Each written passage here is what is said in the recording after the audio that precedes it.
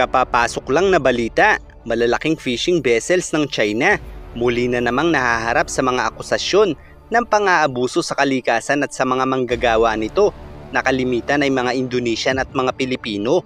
Ang panibagong akusasyon ay sinasabing naganap sa Southwest Indian Ocean malapit sa baybayin ng East Africa, kung saan ayon sa ulat ng Environmental Justice Foundation o EJF na nakabase sa London, ay nakakalap sila ng mga impormasyon mula sa dating mga nagtatrabaho sa nasabing mga barko, kung saan ayon umano sa mga nakalap na impormasyon nito ay hindi uso ang salitang pahinga mula sa kanilang mga amo, at kung marami ang isda ay umaabot pa umano ng 22 oras ang kanilang trabaho.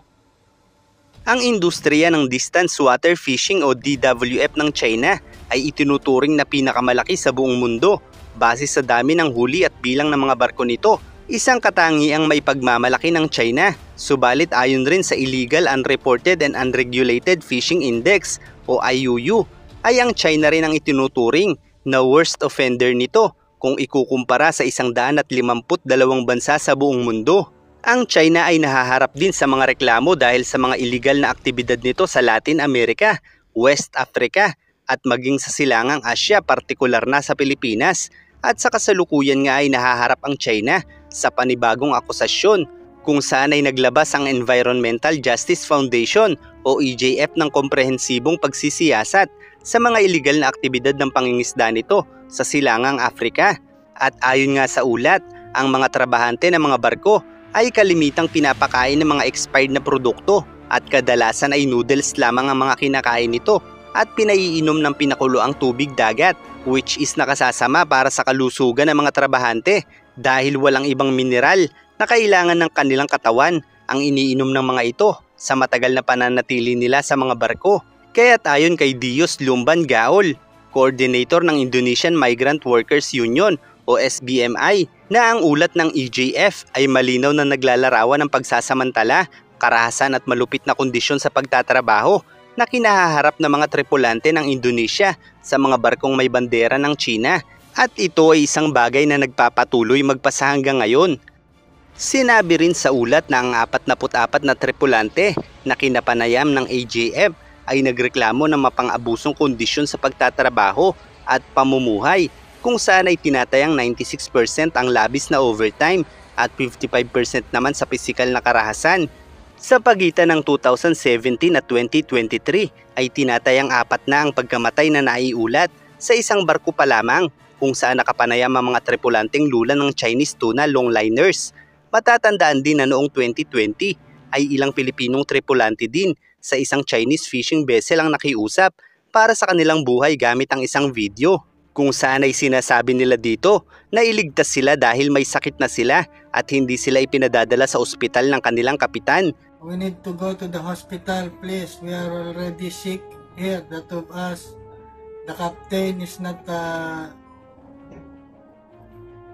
don't send us to the hospital. The captain don't care for us. Please help and rescue us. Thank you. Ayaw na po namin bumalik sa fishing ground kasi pag nasa fishing ground kami na nagkasakit, hindi kami dinadala kagad sa ospital. Puro gamot lang po ang binibigay. Yung isang kasama namin nagtagal ng halos 3 buwan bago dinala sa ospital, kaya namatay. Sana po matulungan niyo po kami habang nandito kami sa Sri Lanka. Maraming salamat po. Dalaan niyo po kami tutulungan. Patulungan naman po kami dito para ma-rescue itong kasama namin. Ayan o siya, oh, kawawa naman.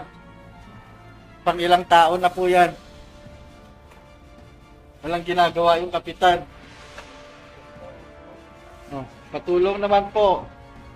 Sinabi nila na sila ay pinipigilan na umalis sa barko. Hanggang 3 deckhand sa barko ang namatay noong panahong ito, kung saan ang 2 sa mga labi ay inilagay sa freezer at ang isa ay tinapon sa dagat. Samantala ang Manning Agency na naglagay sa mga manggagawang ito sa barko na PT Puncak Jaya Samudra ay hindi na tumugon pa sa mga kahilingan para sa komento. Samantala nito lamang March 21 ng kasalukuyang taon, ang ilang Filipino scientist ay nagsagawa ng 4 na oras na extensive Coral Reef and Fishery Resources Assessment sa Pag-asa Case 1 and 2 kasama ang Bureau of Fisheries and Aquatic Resources o BIFAR kung saan ayon sa kanila ay wala silang natagpuang ibang uri ng organismo sa nasabing bahura bukod sa mga durog na corals. Nangangahulugan nito na talagang patay na ang bahaging ito ng bahura upang panirahan pa ng mga yamang dagat. Sa kasalukuyan ay patuloy pang nangangalap ng mga ebidensya ang Pilipinas laban sa mga pinsalang nagagawa ng mga Chinese fishing fleet sa rehiyon. At kung nagtataka naman ang ilan kung bakit hindi magawang palayasin ng mga barko ng Pilipinas ang militia vessels ng China, ay dahil bukod sa palagi itong may kasamang Chinese Coast Guard, ay palagi ring malapit ang presensya ng Chinese Navy sa mga ito. At kung sakali man na magtatangka ang Pilipinas na gumawa ng hakbang laban sa mga militia vessels ng China, ay tiyak na magagamit ng China ang pagkakataong ito upang tuluyang palayasin sa kanilang pilit inaangkin ng mga teritoryo ang lahat ng mga mangingisdang Pilipino. Sa kasalukuyan, ang pwersang pangkaragatan ng Pilipinas ay malinaw na hindi pa makasasapat upang tapatan ang dami ng mga barko ng China, dahil kung makikipagsabayan tayo sa kanila ay malinaw na makikipagsiraan lamang tayo ng barko sa kanila, kung saan ang damage ng water cannon sa ating mga barko ay umaabot agad ng 2 to 3 milyon peso. Iyan ay damage pa lamang ng barko sa senaryong pilit umiiwas ang ating barko sa water cannon ng mga Chino. Papaano pa kaya kung makikipagsabayan tayo? Ano ba ang mapapala natin kapag masira ang ating mga barko at masira ang mga barko ng mga Chino? Mababawi ba natin ang ating mga teritoryo kung mangyayari ito? Sa tingin kaya ng ilang Pilipino ay hindi na babalik ang mas maraming barko ng China kung makikipagsabayan tayo ng water cannon sa kanila? At sa tingin din kaya nila ay may matitira pang barko ang Pilipinas na magpapatrolya upang bantayan at suportahan ang ating mga mangingisdang Pilipino sa rehiyong ito? Iyan ang mga katotohanan kailangan ding isaalang-alang ng ating mga opisyal sa gobyerno. Kaya't kahit sabihin natin na maaari tayong gumanti sa mga ito, ay kinakailangang may contingency plan din ang gagawing aksyong ito ng ating gobyerno. Isang halimbawa ang patuloy na pagpapatrolya ng BIFAR at PCG para abutan ng tulong at bantayan ng mga mangingisdang Pilipino sa rehiyong ito ay maituturing ng contingency plan ng ating gobyerno, dahil bukod sa maigigiit natin ang ating karapatan sa rehiyong ito, ay naipakikita pa natin sa buong mundo na ang China ay banta sa kapayapaan ng international law na nagbibigay ng pagkabahala hindi lamang sa mga kapitbahay nito, kundi pati na rin sa halos lahat ng bansa sa mundo. Bukod pa riyan ay mas naipapakita ng ating gobyerno sa mga Pilipino ang tunay na ugali ng mga Chino na noon ay labis na pinabango ang pangalan ng dating Pangulo. Kaya't malinaw na ang mga nakakaunawa lamang sa sitwasyong ito ay ang mga nakasuporta sa ating gobyerno, dahil hindi ito mapagtatanto ng mga Pilipino na walang planong alamin ang totoo, dahil nakakulong na ang kanilang isipan sa kanilang paghanga sa dating Pangulo. Si Commodore J. Tariela ay spokesperson lamang ng National Task Force on the West Philippine Sea na sumasalo sa lahat ng galit ng ilang Pilipino. Gayong siya ay isa lamang opisyal na sumusunod sa kanilang mandato na pinagdidesisyonan hindi lamang ng isang mas mataas na opisyal ng ating gobyerno, kundi ang desisyon ng pinagsama-samang suwestyon at estratehiya na nalilikha sa masusing pag-aaral ng iba't ibang ahensya ng ating gobyerno.